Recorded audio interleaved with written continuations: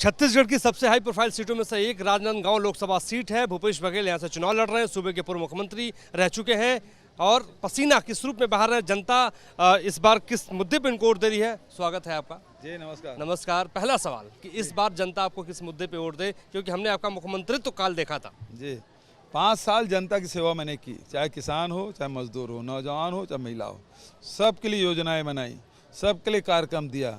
उसका लाभ मुझे इस चुनाव में मिल रहा है। और दूसरी बात, जो हमारी घोषणा पत्र है, न्याय की बात जो राहुल जी और खड़गे जी कर रहे हैं, उसका लाभ हमको मिलेगा। आप न्याय की बात कर रहे हैं, लेकिन प्रधानमंत्री मोदी कह रहे हैं कि अल्पसंख्यकों को जो है धन देने की बात कर रही है कांग्रेस। क्या जवाब देंगे उनको?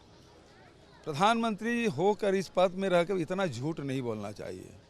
यदि मनमोहन सिंह जी के भाषण को पूरा उठा के देखें तो उसमें सबके बारे में कहा गया है। इस देश के खजाने में सबका हिस्सा है।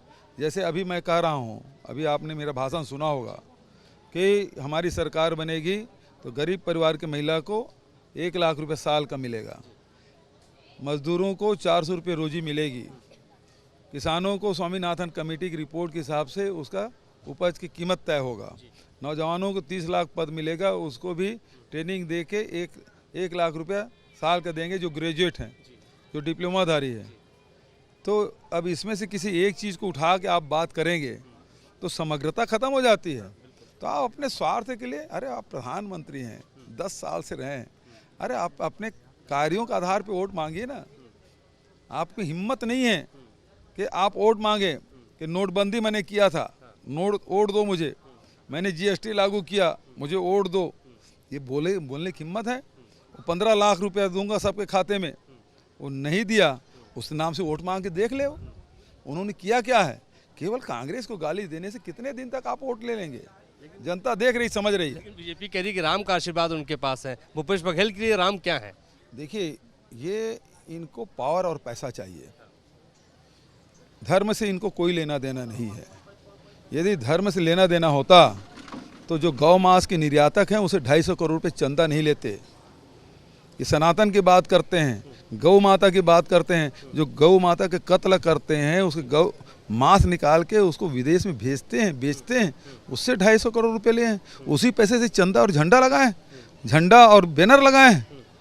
तो आपको धर्म से कोई लेना देना नहीं। आप तो केवल आपको पावर चाहिए, आपको पैसा चाहिए। आप खासतौर पर राजनांदगांव के लिए क्या करेंगे? आप जीतेंगे चुनाव, लोकसभा पहुंचेंगे तो क्या करने वाले हैं? जनता की आवाज़ पूरी ताकत के साथ उठाएंगे। एक आखिरी सवाल मैं पूछूंगा कि बीजेपी के जब बड़े नेता आ रहे हैं तो सीधे तौर पे आप पर निशाना साध रहे हैं, कटघरे में आपको खड़ा कर रहे हैं। क्या जवाब देंगे आप अमित शाह को, योगी आदित्यनाथ को? मैं तो ये कहता हूँ कि ये बोलते हैं कि महादेव सट्टा, महादेव भगवान को भी नहीं छोड़े हैं। अब डबल इंजन की सरकार है, 5 महीने हो गए उसकी सरकार को। महादेव एक धड़ल्ले चल रहा है, देश में भी चल रहा है, प्रदेश में चल रहा है। तो इस महादेव सट्टा का नाम क्या विष्णुदेव साय सट्टा रखें कि नरेंद्र मोदी सट्टा रखें? मार्जिन कितना रहेगा ये बताइए। आप लगातार ये दावा कर रहे हैं कि आपको जो समर्थन मिल रहा है, समर्थन कहाँ से ज़्यादा मिल रहा है? गांव से मिल रहा है या शहर से मिल रहा है? ग्रामीण क्षेत्र से मिल रहा है, शहर क्षेत्र से मिल रहा है। और एक तरफा जीत होगी। ये कांग्रेस के कार्यकर्ताओं की जीत होगी, ये मतदाताओं की जीत होगी। बहुत शुक्रिया हमसे बातचीत करने के लिए। लगातार पसीना बहा रहे हैं भूपेश बघेल। हमारे सहयोगी संदीप लोहिया के साथ मोहित राज दुबे, राजनांदगांव।